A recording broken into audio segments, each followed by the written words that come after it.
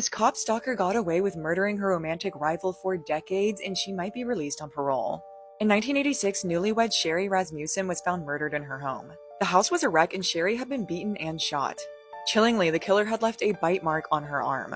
The initial theory was that she was killed by two male robbers, but really, it was just one scorned woman. It wasn't until DNA testing had advanced in 2009 when the saliva taken from Sherry's bite mark could be tested. It was identified as belonging to Stephanie Lazarus, the longtime friend and lover of Sherry's new husband, John.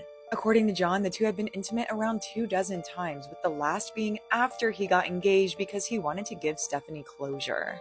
And Sherry knew something was up. She voiced her concerns to her family and to her man.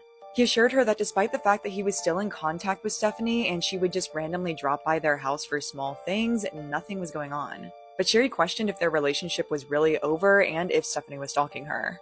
She used her knowledge of theft investigations to stage the crime scene. She also later married a detective in the Commercial Crimes Division. She also had other friends in the force that could have tipped her off about how the investigation into Sherry's death was going. And because of her standing in the police force, cold case investigators had to be super top secret about investigating her. When they showed up at her job to question her, it was this really long, winding conversation. And the video of her getting caught in her lies went viral several years ago, and Jim Can't Swim made a video about it. Let me know if you want more details on this case. At age 52, Stephanie Lazarus was finally sentenced to 27 years to life behind bars.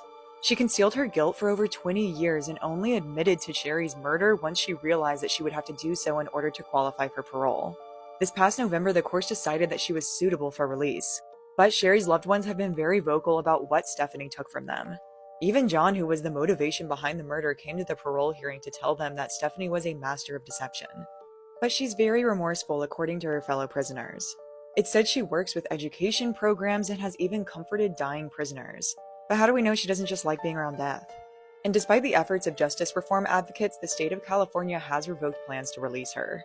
Let me know what you guys think. She's only served 15 years and admitted to the crime just 1 year ago.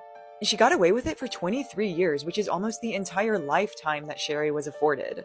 If you like true crime videos, make sure to follow me on TikTok, Instagram, and YouTube.